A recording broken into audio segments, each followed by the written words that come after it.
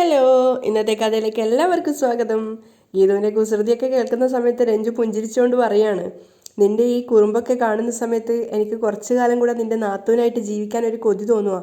അത് കേട്ട സമയത്ത് പെട്ടെന്ന് തന്നെ ഗീതുവിൻ്റെയും അതുപോലെ തന്നെ വിജയലക്ഷ്മി അമ്മയുടെ മുഖം വിഷമത്തിലാവുകയാണ്. അത് കേട്ടിട്ട് രഞ്ജു ചോദിക്കുന്നുണ്ട്, എന്താ നിങ്ങളുടെ മുഖത്തൊരു വിഷമം വന്നേ? എന്നിട്ട് ഗീതുവിൻ്റെ അരികിലേക്ക് പോയിട്ട് രഞ്ജു ചോദിക്കുന്നുണ്ട്, എന്താടി? അപ്പം ഗീതു തമാശ പോലെ ചിരിച്ചുകൊണ്ട് പറയാണ്, ധ്യാൻ്റെ കൂടെ ജീവിക്കാൻ വേണ്ടി മുട്ടി നിൽക്കുന്നവളല്ലേ നീ. നമ്മളെല്ലാവരും ഒരുമിക്കുമ്പോഴേക്കും ധ്യാൻ നിന്നെ കല്യാണം കഴിച്ച് കൊണ്ടുപോവില്ലേ? ഇതൊക്കെ കേട്ടിട്ട് വിജയലക്ഷ്മി അമ്മ വിഷമത്തോടെ അവിടെ തന്നെ ഇരിക്കുകയാണ്. അപ്പോൾ ഗീതു അവളെ സമാധാനിപ്പിക്കാൻ വേണ്ടി പറയുന്നത് ഇതൊക്കെയെന്നുള്ളത് വിജയലക്ഷ്മി അമ്മയ്ക്ക് നന്നായിട്ട് അറിയായിരുന്നു. അപ്പോൾ രഞ്ജു പറയുന്നുണ്ട്, എൻ്റെ അമ്മയുടെയും ഏട്ടൻ്റെയും നാത്തൂൻ്റെയൊക്കെ കൂടെ കുറച്ചു കാലം ജീവിച്ചിട്ട് മതി വിവാഹം. അത് ഞാൻ ധ്യാനിനോട് പറഞ്ഞോളാം. അപ്പോഴേക്കും ഗീതുവിൻ്റെ മുഖത്ത് സങ്കടം വരുന്നുണ്ടായിരുന്നു. കാരണം അവരുടെ അസുഖത്തെക്കുറിച്ച് അവൾക്ക് അറിയില്ലല്ലോ എന്ന് ഓർത്തിട്ട്. അപ്പം രഞ്ജു അമ്മയോട് ചോദിക്കുകയാണ്, അമ്മേ എന്താ മാറി നിൽക്കുന്നേ? അപ്പം കരയാൻ വന്ന ആ കണ്ണീര് രഞ്ജു കാണാതിരിക്കാൻ വേണ്ടി അവർ വേഗം പുഞ്ചിരിച്ചുകൊണ്ട് പറയാണ്, ഏയ് ഒന്നുമില്ല, എണീറ്റ് വാ. അപ്പോഴേക്കും അവരും കൂടെ അടുത്ത് പോയിട്ട് 3 പേരും കൂടെ കെട്ടിപ്പിടിച്ച് നിൽക്കുകയാണ്. അപ്പം രഞ്ജു ഗീതുവിൻ്റെ തലയിൽ മുത്തൊക്കെ കൊടുക്കുന്നുണ്ട് സ്നേഹത്തോടെ. ഗീതു അതൊക്കെ എൻജോയ് ചെയ്യുകയാണ്. പക്ഷേ വിജയലക്ഷ്മി മാത്രം മകളുടെ ആ ഒരു അവസ്ഥ ഓർത്തിട്ട് സങ്കടത്തോടെയാണ് അവരുടെ കൂടെ നിൽക്കുന്നത്. അതേസമയം വരുണ് രാധികയെ കോൾ ചെയ്യാണ്. കൂടത്തിന് സുവർണയുണ്ട്. രാധിക കോൾ എടുത്തപ്പോഴേക്കും സ്പീക്കറിലിട്ടുകൊണ്ട് വരുണ് പറയുന്നുണ്ട്, അമ്മേ ഗീതു ഇപ്പോൾ രഞ്ജുവിനെ എത്തിച്ചിരിക്കുന്നത് വിജയലക്ഷ്മിയുടെ വീട്ടിലേക്കാ. അത് രാധികയ്ക്ക് പുതിയൊരു അറിവായിരുന്നു. ഗോവിന്ദേട്ടനും ഓഫീസിലാകെ പ്രശ്നത്തിലായിരുന്നു എന്നാണ് സുവർണ പറഞ്ഞത്. ഞാൻ സുവർണയ്ക്ക് ഫോൺ കൊടുക്കാം. എന്നിട്ട് സുവർണയ്ക്ക് കൊടുക്കുകയാണ്. അപ്പം സുവർണ പറയുന്നുണ്ട്, ആകെ ദേഷ്യത്തിലായിരുന്നു. കുറച്ചു മുമ്പ് ഓഫീസിൽ നിന്ന് ഒന്നും പറയാതെ ഇറങ്ങി പോവുകയും ചെയ്തു. അപ്പം രാധിക ദേഷ്യത്തോടെ പറയുന്നുണ്ട്, അവൻ എന്ത് ചെയ്യുന്നു, എവിടെയൊക്കെ പോകുന്നു എന്ന് ശ്രദ്ധിക്കണം എന്നല്ലേ ഞാൻ പറഞ്ഞിട്ടുള്ളത്. അത് ഗോവിന്ദ് സാറിന് സംശയം തോന്നുന്നു കരുതിയിട്ടാ. സംശയം തോന്നാത്ത രീതിയിൽ ഫോളോ ചെയ്യണം, അതല്ലേ നിന്റെ മിടുക്ക്. സുവർണ, നീ ഇപ്പം എവിടെയാ? ഓഫീസിന് പരിസരത്തുണ്ട് മാഡം. അത് പോരാ, കണ്ണൻ ചെമ്പകശ്ശേരിയിൽ പോകുന്നുണ്ടോ, അവൻ ആരെയൊക്കെ മീറ്റ് ചെയ്യുന്നു, എന്തൊക്കെയാണ് അവിടെ സംഭവിക്കുന്നത്, അതൊക്കെ എനിക്കറിയണം. അതിനുള്ള ആളെ ഞാൻ ചെമ്പകശ്ശേരിയുടെ ഭാഗത്ത് ഏർപ്പാടാക്കിയിട്ടുണ്ട്. അപ്പോൾ രാധിക ദേഷ്യത്തോടെ ചോദിക്കുകയാണ്, നിനക്കെന്താ ജോലി? വേറൊരാൾക്ക് സബ് കൊടുക്കാനല്ല നിന്നെ ഈ ജോലി ഏൽപ്പിച്ചത്. നിനക്കിത് ചെയ്യാൻ പറ്റുമോ? അപ്പോൾ ഒരു ചെറിയ ഈർഷ്യയോടെയാണ് സുവർണ മറുപടി പറയുന്നത്, ഓക്കെ മാം, ഞാൻ ചെയ്തോളാം. അപ്പോൾ രാധിക ദേഷ്യത്തോടെ പറയാണ്, ഏൽപ്പിച്ച ജോലി ഉത്തരവാദിത്തത്തോടെ ചെയ്യാൻ പറ്റുമെങ്കിൽ മാത്രം നീ ഇവിടെ നിന്നാൽ മതി, അല്ലെങ്കിൽ നിനക്ക് മടങ്ങിപ്പോവാം. അത് കേട്ടപ്പോൾ സുവർണ വരുണ്ണ നോക്കുകയാണ്. അവനൊന്നും മറുപടി പറയാതെ തലതാഴ്ത്തിയിരിപ്പുണ്ട്. അപ്പോൾ സുവർണ പറയുന്നുണ്ട്, ഇനിയുള്ള ജോലിയൊക്കെ ഞാൻ നേരിട്ട് തന്നെ നോക്കി ചെയ്തോളാം മാം. സുവർണ കുറച്ച് ദേഷ്യത്തോടെയാണ് കോൾ കട്ട് ചെയ്യുന്നത്. അതുപോലെ തന്നെയാണ് രാധികയും. സുവർണ ദേഷ്യത്തോടെ വരുണ്ണ നോക്കുകയാണ്. അപ്പം രാധിക കൊള്ളു കട്ട് ചെയ്തപ്പോഴേക്കും പ്രിയ അങ്ങോട്ടേക്ക് വന്നിട്ട് ചോദിക്കുന്നുണ്ട്, ഏട്ടൻ എവിടെ പോയതാ അമ്മേ? നീ വിളിച്ച് ചോദിക്ക്. ദേഷ്യത്തോടെ പറയാ, വിളിച്ചിട്ട് കിട്ടുന്നില്ല അതാ. അതിന് നമ്മുടെ കോൾ എടുക്കാൻ കണ്ണൻ എവിടെയാ സമയം? പുതിയ അനിയത്തിക്ക് ഷെൽട്ടർ ഉണ്ടാക്കാൻ നടക്കുമല്ലേ അവൻ. അപ്പോൾ പ്രിയ ചോദിക്കുന്നുണ്ട്, പിന്നെന്താ വഴിയിൽ ഉപേക്ഷിച്ച് പോരണോ? അമ്മയ്ക്കറിയാലോ ഏട്ടൻ ഒരു ഉത്തരവാദിത്തം ഏറ്റെടുത്തു കഴിഞ്ഞാൽ പകുതി വഴിയിൽ ഉപേക്ഷിച്ച് പോരില്ലാന്ന്. രഞ്ജുവിൻ്റെ കാര്യത്തിലും അത് തന്നെയാണ് സംഭവിക്കുന്നത്. ഉറപ്പുള്ള ഏതെങ്കിലും ഒരു ഷെൽട്ടറിൽ അവരെ ആക്കിയിട്ട് ഏട്ടൻ തിരിച്ചിങ്ങോട്ടേക്ക് തന്നെ വരും. അപ്പോൾ രാധിക ചോദിക്കുന്നുണ്ട്, ഓഹോ, നീയും ഇപ്പോൾ അവന് സപ്പോർട്ടായോ? ഏട്ടൻ്റെ സ്നേഹം പങ്കിട്ട് പോകാൻ പറ്റില്ല എന്ന് പറഞ്ഞ് വാശി പിടിച്ച് കരഞ്ഞവളല്ലേ? അപ്പോൾ പ്രിയ കോൺഫിഡൻസോടെ പറയാണ്, അത് പങ്കിട്ട് പോവില്ല എന്ന് ഉറപ്പുള്ളത് കൊണ്ടാണ് എനിക്ക് ഇത്രയും ധൈര്യം. അപ്പോൾ രാധിക ദേഷ്യത്തോടെ പറയാണ്, നീ ഇങ്ങനെ വളം വെച്ച് കൊടുത്തോ, ഒടുവിൽ നിനക്ക് കിട്ടേണ്ട സ്വത്തിൻ്റെ പാതിയും കൊണ്ട് അവൾ പോവും. അപ്പോൾ പ്രിയ പറയാണ്, സ്വത്തല്ലേ കൊണ്ടുപോകാൻ പറ്റൂ, ഗോവിന്ദേട്ടനെ കൊണ്ടുപോവില്ലല്ലോ. എനിക്ക് എൻ്റെ ഏട്ടനെ മാത്രം മതി എന്ന് പറഞ്ഞിട്ട് പ്രിയ പോവുകയാണ്. അപ്പോൾ അവിടെയും താൻ പരാജയപ്പെടുകയാണോ എന്നുള്ളൊരു ദേഷ്യത്തോടെയാണ് രാധിക നിൽക്കുന്നത്. ഗോവിന്ദിൻ്റെ കാർ ചെമ്പകശ്ശേരിയുടെ മുന്നിൽ വന്നിട്ട് ഗേറ്റിന് വെളിയിലായിട്ട് നിൽക്കുകയാണ്. അപ്പോൾ ഗോവിന്ദ് ഒന്നുകൂടെ ഫോൺ എടുത്ത് നോക്കൂ, ഇത് തന്നെയാണോ രഞ്ജു അയച്ച ലൊക്കേഷൻ? ഇനി തെറ്റിപ്പോയതായിരിക്കോ എന്നിങ്ങനെ സംശയിച്ച് നിൽക്കുമ്പോഴേക്കും ചെമ്പകശ്ശേരി വീട്ടിൻ്റെ തറവാട്ടിൻ്റെ അകത്ത് നിന്നും രഞ്ജു പുറത്തേക്ക് ഇറങ്ങി വരുന്നത് കാണണം. അപ്പോൾ ഗോവിന്ദ് ഇങ്ങനെ സ്റ്റക്കായിട്ട് നിൽക്കുന്നുണ്ട്. രഞ്ജുവാണെ പേടിച്ചുകൊണ്ടാണ് നിൽക്കുന്നത്. ഇതൊക്കെ കണ്ടുകൊണ്ട് 2 ക്യാമറ കണ്ണുമായിട്ട് സുവർണ അവിടെ മറഞ്ഞു നിൽപ്പുണ്ടായിരുന്നു. കൺഫ്യൂഷനോട് കൂടി തന്നെ ഗോവിന്ദ് കാറ് ചെമ്പകശ്ശേരിയുടെ മുറ്റത്ത് കൊണ്ടുവന്ന് നിർത്തുകയാണ്. അത് കണ്ടപ്പോൾ രഞ്ജു പുഞ്ചിരിക്കുന്നുണ്ട്. രഞ്ജു വേഗം തന്നെ ചിരിച്ചുകൊണ്ട് മുറ്റത്തേക്ക് ഇറങ്ങുകയാണ് ഗോവിന്ദിൻ്റെ അരികിലേക്ക്. അപ്പോഴേക്കും ജനാലയുടെ പിന്നിൽ നിന്നും കർട്ടൻ മാറ്റിക്കൊണ്ട് ഗീതവും വിജയലക്ഷ്മി അമ്മയും അവരുടെ ആ കൂടിക്കാഴ്ച നോക്കി നിൽക്കുകയാണ് മറഞ്ഞു നിന്നിട്ട്. അതുപോലെ തന്നെ വേറൊരു ഭാഗത്ത് സുവർണയും. പുറത്തെത്തിയപ്പോഴേക്കും ഗോവിന്ദ് രഞ്ജുവിനോട് ചോദിക്കുന്നുണ്ട്, നീ എങ്ങനെ ഇവിടെ എത്തി? അത് ഗോവിന്ദേട്ടൻ അകത്തേക്ക് വരൂ, നമുക്ക് ഇരുന്ന് സംസാരിക്കാം. ഗീതു നിന്നെ ഇവിടെയാണോ കൊണ്ടുവന്നത്? ഗോവിന്ദ് ചോദിക്കുകയാണ്. അതേ ഗോവിന്ദേട്ടാ, അവൾ എന്നെ ഇവിടെ കൊണ്ടുവന്ന് വിട്ടിട്ട് എവിടേക്കോ പോയി. ഗോവിന്ദേട്ടൻ വന്നിട്ട് പോയാൽ മതിയെന്ന് ഞാൻ മാക്സിമം പറഞ്ഞതാ, അവൾ കേട്ടില്ല. അപ്പോൾ ഗോവിന്ദ് ഇങ്ങനെ ദേഷ്യത്തോടെ ചിന്തിച്ച് നിൽക്കുകയാണ്. അപ്പോൾ ദേഷ്യത്തോടെ ഗോവിന്ദ് പറയുന്നുണ്ട്, ഗീതു അസുരവിത്തിന് ഞാൻ വെച്ചിട്ടുണ്ട്. അപ്പോഴേക്കും ജനലിൻ്റെ പിന്നിൽ നിന്ന് കേൾക്കുന്ന ഗീതു ചമ്മലോടെ ചിരിക്കുകയാണ്. എന്നിട്ട് വിജയലക്ഷ്മി അമ്മയോട് പറയാണ്, എൻ്റെ അച്ഛനിട്ട് വിളി തുടങ്ങി. കണ്ണേട്ടൻ പറഞ്ഞ അസുരൻ എൻ്റെ പിതാശ്രീയാ. എന്നിട്ട് നേരെ ഗീതുവിൻ്റെ നമ്പറിലേക്ക് വിളിക്കുകയാണ്. ഗീതു ഫോൺ നോക്കുന്ന സമയത്ത് ഗോവിന്ദിൻ്റെ കോളാണ്. അയ്യോ, അവൾ പേടിച്ചിട്ട് സൈലൻ്റ് ആക്കി വെക്കുകയാണ്. ഗോവിന്ദാണെങ്കിൽ ഗീതുവിനെ വിളിച്ചുകൊണ്ടിരിക്കുന്നുണ്ട് ദേഷ്യത്തോടെ. റിങ് മൊത്തം അടിഞ്ഞ് തീരാണ്. ഗീതു എടുക്കുന്നില്ല. അപ്പോൾ ഗീതു വേഗം വിജയലക്ഷ്മി അമ്മയോട് പറയാണ്, പതിവ് പോലെ പുറത്തേക്ക് ചെന്ന് മോനുമായിട്ട് വഴക്കുണ്ടാക്ക്. ഞാൻ അതുകൊണ്ട് ആസ്വദിക്കട്ടെ. ചിരിച്ചുകൊണ്ട് ഗീതു പറയാണ്. അപ്പോൾ വിജയലക്ഷ്മി അമ്മ ടെൻഷനോടെ പറയുന്നുണ്ട്, നീ അടുത്ത് നിൽക്കുമ്പോൾ എൻ്റെ നാവ് പൊന്തില്ല, പിന്നെയല്ലേ വഴക്കുണ്ടാക്കുന്നത്. അപ്പോൾ ഗീതു ദേഷ്യം അഭിനയിച്ച് പറയാണ്, ദേ മര്യാദയ്ക്ക് ചെന്ന് വഴക്കുണ്ടാക്കിക്കോ, അല്ലേ നിങ്ങൾ എൻ്റെ അമ്മായി അമ്മയല്ലേന്ന് ഞാൻ കണ്ണേട്ടനോട് പോയി ചോദിക്കും. അപ്പോൾ വിജയലക്ഷ്മി ചെറുതായിട്ടൊന്ന് പതറുന്നുണ്ട്. ഗീതു ബ്ലാക്ക് മെയിലിംഗ് തുടങ്ങുകയാണെന്ന് അവർക്ക് മനസ്സിലായി. അപ്പോൾ ഗോവിന്ദ് ഗീതുവിനെ വിളിച്ച് കിട്ടായിട്ട് രഞ്ജുവിനോട് പറയുന്നുണ്ട്, ആ യക്ഷി ഫോൺ എടുക്കുന്നില്ല. അപ്പോൾ ഗീതു വിജയലക്ഷ്മി അമ്മയോട് പറയാണ്, ആ പറഞ്ഞ യക്ഷി ഞാനാ. എന്നിട്ട് ഗീതുവിൻ്റെ കോമ്പല് കാണിച്ചുകൊണ്ട് പറയും, ദേണ്ടേ ഇതൊക്കെ മറഞ്ഞു നിന്ന് സുവർണ വീഡിയോയിൽ പകർത്തുകയാണ്. അപ്പം ഗീതു എടുക്കുന്നില്ല എന്ന് കണ്ടപ്പോൾ ഗോവിന്ദ് രഞ്ജുവിനോട് പറയാണ്, രഞ്ജു വാ പോകാം, ഇനി നമുക്കിവിടെ നിൽക്കണ്ട. അപ്പോൾ രഞ്ജു വേഗം തടഞ്ഞിട്ട് ചോദിക്കുകയാണ്, അയ്യോ അപ്പോൾ ഗീതുവിന് ടെൻഷൻ ആവില്ലേ? അവക്കൊരു ടെൻഷനും ഇല്ല. നമ്മൾ ഓരോ ഏടാകുടത്ത് കൊണ്ട് ചെന്ന് ചാടിച്ചിട്ട് മാറി നിന്ന് ആസ്വദിക്കുന്ന സൈക്കോ അവള്. ഗോവിന്ദ് ദേഷ്യത്തോടെ പറയാണ്. അപ്പോൾ വിജയലക്ഷ്മി അമ്മ ഇങ്ങനെ കണ്ണിറുക്കും. കാരണം ഗീതുവിനെ കുറിച്ചാണ് പറയുന്നത്. ഗീതു തൊട്ടരികെ തന്നെ കേട്ട് നിൽപ്പുണ്ട്. ഗീതുവിനാണെങ്കിൽ സങ്കടം വരികയാണ്. എന്നിട്ട് അവൾ ചമ്മിയ മുഖത്തോടെ അമ്മയോട് പറയാണ്, അടുത്ത വിശേഷണം സൈക്കോ ഗീതു. അപ്പോഴേക്കും ഗോവിന്ദ് വീണ്ടും രഞ്ജുവിൻ്റെ കൈ പിടിച്ച് വലിക്കുകയാണ്. നീ വാ. അയ്യോ ഗോവിന്ദേട്ടാ, ചായ കുടിച്ചിട്ട് പോവാം, അമ്മ ചായ എടുക്കുന്നുണ്ട്. രഞ്ജു പതറിക്കൊണ്ട് പറയാണ്. അപ്പോൾ ഗോവിന്ദ് ഇങ്ങനെ അതിശയത്തോടു കൂടി രഞ്ജുവിനെ നോക്കുന്നുണ്ട്. മാത്രമല്ല അവളുടെ പിടിച്ചിട്ടുണ്ടായിരുന്ന കൈ വിട്ടുകൊണ്ട് ഗോവിന്ദ് ചോദിക്കുകയാണ്, അമ്മയോ? നിനക്ക് എന്താ പറ്റിയത്? അപ്പോൾ രഞ്ജു ഇങ്ങനെ പതറി നിൽക്കുകയാണ്. ഇത് നമ്മുടെ ശത്രുവിൻ്റെ വീടാ. രഞ്ജുവിന് എന്താ ചെയ്യേണ്ടതെന്ന് അറിയാതെ ഇങ്ങനെ പതറി നിൽക്കുകയാണ്. അപ്പോൾ ഗീതു വിജയലക്ഷ്മി അമ്മയോട് പറയുന്നുണ്ട്, ദേ അവളെ പിടിച്ചു കൊണ്ടുപോകുന്നതിന് മുമ്പ് വേഗം ചെല്ല്. വിജയലക്ഷ്മി അമ്മയ്ക്കാണെങ്കിൽ കയ്യും കാലും വിറക്കുകയാണ്. ഞാൻ എന്നൊക്കെ പറഞ്ഞ് ഇങ്ങനെ തരികളെ കളിക്കുമ്പോൾ ഗീതു പറയുന്നുണ്ട്, ദേ അല്ലേ ഞാൻ പോയി എല്ലാം പറയണോ? വേണ്ട വേണ്ട, എന്നാ ചെല്ല്. പോണോ? ആ പോകാൻ. അങ്ങനെ പേടിച്ച് അവർ മുന്നിലേക്ക് പോവുകയാണ്. അപ്പോൾ ബാക്കി സീന് കാണാൻ വേണ്ടി ഗീതു വെയിറ്റിങ്ങില്ല. ഗോവിന്ദ് അപ്പോഴേക്കും രഞ്ജുവിൻ്റെ കൈ പിടിച്ച് വാ രഞ്ജു എന്ന് പറഞ്ഞുകൊണ്ട് അങ്ങോട്ടേക്ക് പോകുന്നുണ്ട്. അപ്പം പെട്ടെന്ന് തന്നെ വിജയലക്ഷ്മി അമ്മ വന്ന് ദേഷ്യത്തോടെ എന്നുള്ള രീതിയിൽ സംസാരിക്കാൻ തുടങ്ങുകയാണ്. ഗോവിന്ദ്. അപ്പം ഗോവിന്ദും രഞ്ജു തിരിഞ്ഞു നോക്കുകയാണ്. ഗോവിന്ദ്, ഇവൾ എൻ്റെ മകളാ. ഇവളെ ഇവിടുന്ന് കൂട്ടിക്കൊണ്ടു പോവാൻ നീ ആരാ? ഗോവിന്ദ് ഇങ്ങനെ ദേഷ്യത്തോടെ അവരെ നോക്കുമ്പോൾ അവർ വീണ്ടും അഭിനയിക്കുന്ന രീതിയിൽ തന്നെ സംസാരിക്കുകയാണ്. ആരാ നീ? പറ, ആരാ നീ? അവർ പേടിച്ചിട്ടാണ് സംസാരിക്കുന്നതെന്ന് വേഗം തന്നെ മനസ്സിലാക്കാം. അപ്പോൾ ഗോവിന്ദ് ഇങ്ങനെ ദേഷ്യത്തോടെ അവരെ നോക്കുകയാണ്. അപ്പോൾ ഗീതു മനസ്സിൽ വിചാരിക്കുന്നുണ്ട്, അയ്യേ ഒരുമാതിരി അംഗനവാടി പിള്ളേരുടെ നാടകം പോലെയുണ്ട്, ഭയങ്കര ഒറിജിനാലിറ്റി. അപ്പോൾ ഇങ്ങനെ സ്റ്റെക്കായിട്ട് നിൽക്കുകയാണ് വിജയലക്ഷ്മി അമ്മ. ഗീതു പറഞ്ഞ പ്രകാരം ചെയ്യുന്നതെന്നല്ലാതെ അവർക്ക് യാതൊരു ഇതുമില്ല, താല്പര്യമില്ല. അപ്പോൾ ഗോവിന്ദ് ദേഷ്യത്തോടെ പറയുന്നുണ്ട് രഞ്ജുവിനെ കൈപിടിച്ചുകൊണ്ട്, ഇവളുടെ ജീവിതം തകർത്തത് നിങ്ങളാ, എന്നിട്ട് എന്നോട് കൊമ്പ് കോർക്കാൻ വരാൻ നാണയില്ലേ നിങ്ങൾക്ക്? അപ്പം വിജയലക്ഷ്മി ഇങ്ങനെ തലതാഴ്ത്തി നിൽക്കുകയാണ്. ഇനി എന്താ അടുത്ത് പറയണ്ടേന്ന് അറിയാണ്ട് ടെൻഷനോടെ. അപ്പോൾ രഞ്ജു പറയുന്നുണ്ട്, ഗോവിന്ദേട്ടാ അമ്മയ്ക്ക് പറയാനുള്ളത് കൂടി കേട്ടൂടെ?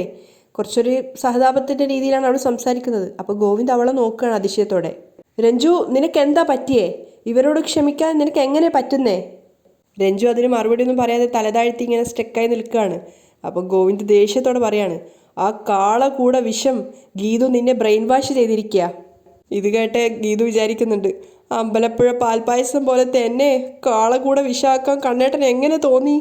അപ്പോഴേക്കും വിജയലക്ഷ്മി അടുത്ത അഭിനയം കൊണ്ട് വരികയാണ്. ഗോവിന്ദ്, ഗോവിന്ദ്, നീ എന്തൊക്കെ പറഞ്ഞാലും ഞാൻ എൻ്റെ മകളെ വിട്ടുതരില്ല. ഞാൻ തരില്ല ഒരിക്കലും. ശരിക്കും നാടകം പോലെ തന്നെ ഉണ്ടായിരുന്നു കേട്ടോ. അപ്പോൾ ഗോവിന്ദ് അവരെ തിരിച്ച് വെല്ലുവിളിക്കുകയാണ്. എൻ്റെ കൂടെ വരാൻ ഇവൾ ആഗ്രഹിക്കുന്നുണ്ടെങ്കിൽ ഇവളെ ഞാൻ കൊണ്ടുപോവുക തന്നെ ചെയ്യും. വാ രഞ്ജു, ഇവരോട് കൂടുതൽ സംസാരിക്കാൻ എനിക്ക് താല്പര്യമില്ല. എന്നിട്ട് വീണ്ടും രഞ്ജുവിൻ്റെ കൈ പിടിക്കുമ്പോൾ രഞ്ജു പറയുന്നുണ്ട്, ഗോവിന്ദേട്ടാ നമുക്ക് എല്ലാവർക്കും ഗുണകരമായ എന്തോ ഒരു തീരുമാനമാണ് ഗീതു എടുത്തിരിക്കുന്നത്. എന്ത് ഗുണകരം?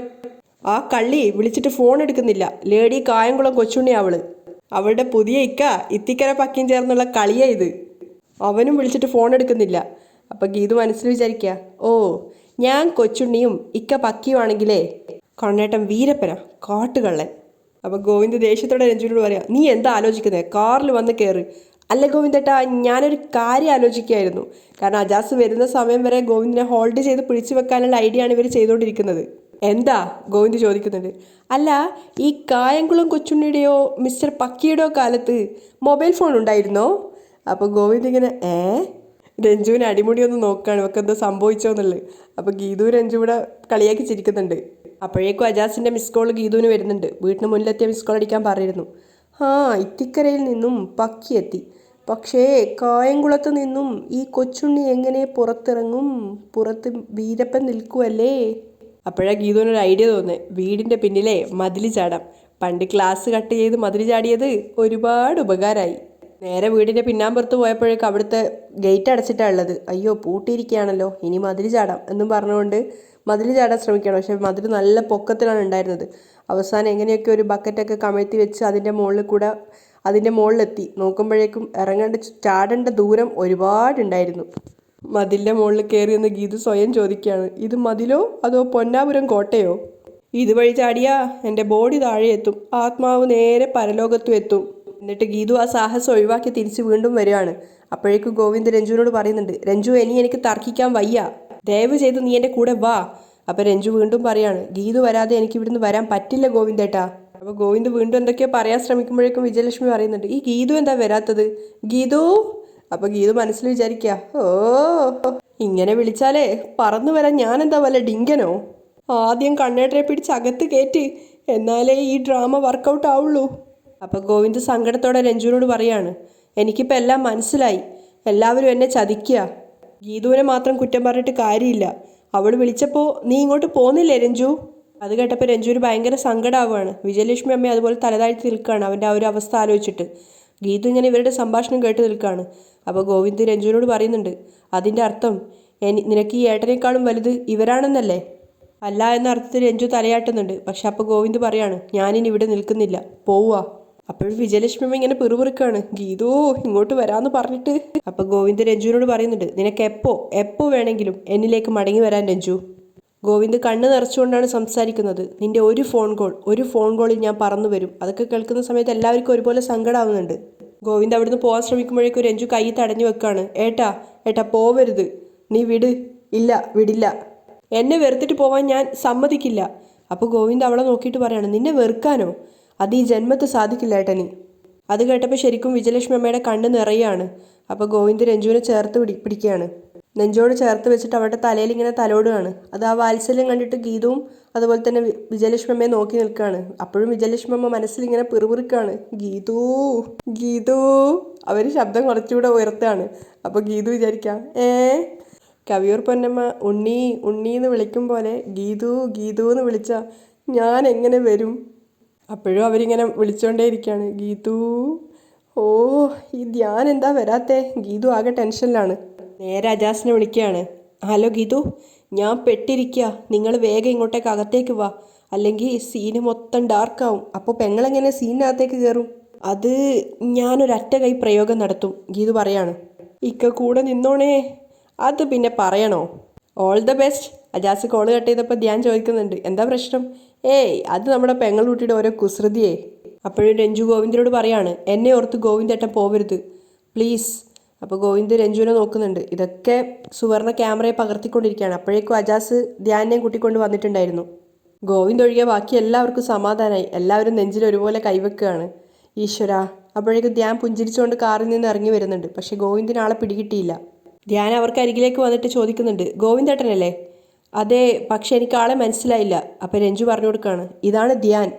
അപ്പോൾ ഗോവിന്ദ് ശരിക്കും ഷോക്കാവുകയാണ്. ആ ഒരു സർപ്രൈസ് വിസിറ്റ് ശരിക്കും അത്ഭുതപ്പെടുത്തിയിട്ടുണ്ടായിരുന്നു ഗോവിന്ദിനെ. വിജയലക്ഷ്മി അമ്മയ്ക്കൊക്കെ സന്തോഷമാണ്.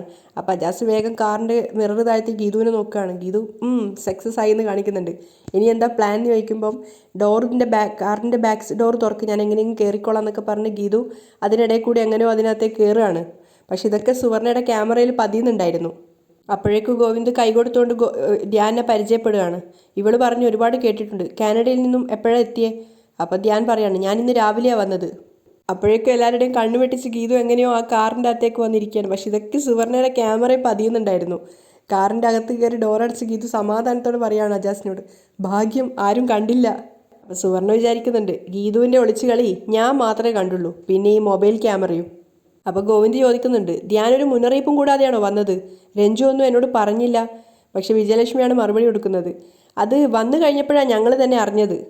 അപ്പോൾ ഗോവിന്ദ് വിജയലക്ഷ്മി ഇങ്ങനെ ദേഷ്യത്തോടെ നോക്കുകയാണ്. അപ്പോൾ അവർ പതറിക്കൊണ്ട് പേടിച്ചുകൊണ്ട് പറയാണ്, ഇവനെ കൊണ്ടുവന്നത് തന്നെ ഗീതുവാ. അത് ഗോവിന്ദിന് പുതിയ അറിവായിരുന്നു. രഞ്ജു വീണ്ടും പറയാണ്, അതെ ഏട്ടാ, ഗീതു ധ്യാനെ കോണ്ടാക്ട് ചെയ്തിരുന്നു. നമ്മുടെ മുന്നിൽ എല്ലാം സസ്പെൻസാക്കി വെച്ചത് അവളാ. അതൊക്കെ ഗോവിന്ദിന് പുതിയ അറിവുകളാണ്. അപ്പോഴേക്കും അജാസ് പറയുന്നുണ്ട്, പെങ്ങളുടെ ഇൻട്രൊഡക്ഷന് സമയമായി, മ്യൂസിക് ഇട്ടാലോ? ആംബുലൻസിൻ്റെ സൈറൺ ആവാൻ ഞാൻ മതി, ഗീതു ടെൻഷനോടെ പറയാണ്. അജാസ് ചിരിച്ചു പോവാണ് ഗീതുവിൻ്റെ സംസാരം കേൾക്കുമ്പോൾ. അപ്പോൾ വിജയലക്ഷ്മി പറയുന്നുണ്ട്, ഗീതു നല്ലവളാ, മനസ്സിൽ നന്മയുള്ളവള്. അപ്പം രഞ്ജുവും ചിരിച്ചുകൊണ്ട് പറയാണ്, എനിക്ക് ജീവിതം തന്നതിന് ഗീതുവിനോട് എത്ര നന്ദി പറഞ്ഞാലും മതിയാവില്ല. നീയല്ല, ഗീതുവിനോട് നന്ദി പറയേണ്ടത് ഞാനാ, ധ്യാനും പറയുന്നുണ്ട്. അപ്പം ഗോവിന്ദ് പറയാണ്, നിങ്ങളെല്ലാവരും പുട്ടിന് തേങ്ങ ഇടുന്നത് പോലെ ഗീതുവിനെ ഇങ്ങനെ പുകഴ്ത്താതെ അവൾ എവിടെയുണ്ടെന്ന് പറ. അപ്പോൾ വിജയലക്ഷ്മി വീണ്ടും വിളിക്കുകയാണ്, ഗീതു, ഗീതുവേ മോളെ. അപ്പോൾ ഗോവിന്ദ് ദേഷ്യത്തോടെ രഞ്ജുവിനോട് പറയാ, കുറേ നേരമായി നിന്റെ അമ്മ രാമനാമം ജപിക്കുന്നത് പോലെ ഗീതു ഗീതു എന്ന് വിളിച്ചുകൊണ്ടിരിക്കുക, അവരെടുത്ത് മിണ്ടാതിരിക്കാൻ പറ. അപ്പോഴേക്കും വിജയലക്ഷ്മി അമ്മ വേഗം സംസാരം നിർത്തുകയാണ്. അപ്പോഴേക്കും ഗീതു അങ്ങോട്ടേക്ക് ഇറങ്ങി വരുന്നുണ്ട്. ഹലോ എന്നൊക്കെ പറഞ്ഞ് ഭയങ്കര ഇൻട്രൊഡക്ഷനോടെയാണ് വരുന്നത്. അപ്പോഴേക്കും വിജയലക്ഷ്മി ചെറിയ കുട്ടികളെ പോലെ, അയ്യോ ദേ ഗീതു, അതാ കാറിൽ ദേ കാറിലുണ്ട് നോക്ക് നോക്ക് നോക്ക്. അപ്പോഴേക്കും ഗീതു ഭയങ്കര ഇൻട്രോക്കെ ആയിട്ട് വരികയാണ്. ഗോവിന്ദ് ഇങ്ങനെ പല്ല് കടിച്ചു പിടിച്ച് നിൽക്കുകയാണ് ഗീതുവിനെ കൊല്ലാനുള്ള ദേഷ്യത്തിൽ. അപ്പോൾ വിജയലക്ഷ്മി ഒന്നും അറിയാത്ത പോലെ, മോളെ നീ എപ്പോൾ എത്തി? അവരുടെ ഓവർ ആങ്സൈറ്റി കണ്ട സമയത്ത് രഞ്ജു കണ്ണോട് കാണിച്ചു കൊടുക്കുന്നുണ്ട്. അമ്മേ, കാറിൻ്റെ ഡോറ് തുറന്നിട്ട് ഗീതു വരുന്ന കണ്ടപ്പോൾ ധ്യാനും ചിരി വരികയാണ്. കാരണം ആ കാറിൽ ഗീതു ഉണ്ടായിരുന്നില്ലല്ലോ. അപ്പോൾ സുവർണ മനസ്സിൽ വിചാരിക്കുന്നുണ്ട്, എല്ലാം ഗീതുവിൻ്റെ ഡ്രാമയാ. ഈ വീഡിയോ ഗോവിന്ദ് സാറിനെ കാണിച്ച് ഗീതുവിനെ പുറത്താക്കാൻ രാധിക മാമിന് പറ്റും. അപ്പോഴേക്ക് ഗീതു ഭയങ്കര ഗെറ്റപ്പോടെ വരികയാണ്. അപ്പോൾ വിജയലക്ഷ്മി പറയുന്നുണ്ട്, ഗീതു മോളെ, നീ ഇങ്ങനെ ധ്യാനും ശിവക്കും ജീവിതം കൊടുത്തതിനെ പറ്റി ഞങ്ങളിങ്ങനെ പറയുമായിരുന്നു. അപ്പോൾ ഗീതു ബിൽഡപ്പ് തുടങ്ങി. വിജയലക്ഷ്മി അമ്മയുടെ തോളിൽ കൈയൊക്കെ വെച്ചിട്ട്, ഓ അതിലൊന്നും വലിയ കാര്യമില്ലമ്മേ, ഞാനിങ്ങനെ ഇടയ്ക്കിടയ്ക്ക് ഓരോരുത്തർക്ക് ജീവിതം കൊടുത്തുകൊണ്ടേയിരിക്കും, പണ്ട് മുതലേ അതെൻ്റെ ഒരു വീക്ക്നെസ്സാ. ഇതൊക്കെ കേൾക്കുമ്പോൾ ഗോവിന്ദൻ ഇങ്ങനെ കടിച്ചു കീറാനുള്ള ദേഷ്യം വരുന്നുണ്ട്. കണ്ണേട്ടന് ജീവിതം ആവശ്യമുണ്ടെങ്കിൽ പറയണം കേട്ടോ, 1 2 തരാൻ ഞാൻ തയ്യാറാണ്. അപ്പോൾ ഗോവിന്ദ് ഇങ്ങനെ മുഷ്ടി ചുരുട്ടി പിടിച്ച് നിൽക്കുകയാണ്. എന്നിട്ട് തലയാട്ടിക്കൊണ്ട് പറയുന്നുണ്ട്, നിനക്കുള്ളത് ഞാനും തരുന്നുണ്ട്. അതിലൊരർത്ഥം ഉണ്ട് എന്ന് ഗീതുവിന് മനസ്സിലാണ്. അപ്പോൾ ഗീതുവിൻ്റെ ആ ബിൽഡപ്പ് കുറച്ചൊന്ന് കുറയാണ്. അപ്പോൾ വിജയലക്ഷ്മി അമ്മ പറയുന്നുണ്ട്, അതെ നമ്മളെന്തിനാ ഇങ്ങനെ വെളിയിൽ നിന്ന് സംസാരിക്കുന്നത്, നമുക്ക് അകത്തിരുന്ന് സംസാരിക്കാം, വാ. എല്ലാവരും അകത്തേക്ക് കയറാൻ പോയപ്പോഴേക്ക് പെട്ടെന്ന് ഗോവിന്ദ് പറയാണ്, ധ്യാൻ എനിക്കിത്തിരി സംസാരിക്കാനുണ്ട്, നമുക്ക് പുറത്തു പോയി സംസാരിക്കാം, വാ. പെട്ടെന്ന് ഗീതു ഇടയിൽ കയറി പറയാണ്, ധ്യാൻ നമ്മുടെ റിസോർട്ടിലാണ് താമസിക്കുന്നത്. നമ്മുടെയോ? ഗോവിന്ദിന് അത്ഭുതമാവുകയാണ്. കണ്ണേട്ട ധ്യാനെയും കൂട്ടി അങ്ങോട്ടേക്ക് പോയിക്കോ, ഞാനും രഞ്ജും കൂടെ പക്കിയുടെ സോറി ഇക്കയുടെ കാറിൽ വരാം. അപ്പോൾ ഗോവിന്ദ് പറയാണ്, നിന്നെയും കൊണ്ടേ ഞാൻ പോകുന്നുള്ളൂ. ഗീതുവിന് മനസ്സിലായി പെട്ടു എന്നുള്ളത്. ആണോ? ഷോ, അജാസിൻ്റെ കാറിൽ ഇവർ വന്നോളും. അപ്പോൾ ഗീതു ചോദിക്കുകയാണ്, ഈ തീരുമാനം അന്തിമമാണോ? പോയി കാർ കയറടി. ഗീതുവിന് മനസ്സിലായി ശരിക്കും പെട്ടു എന്നുള്ളത്. അങ്ങനെയാണ് ഇന്നത്തെ എപ്പിസോഡ് വൈൻഡപ്പ് ചെയ്യുന്നത്.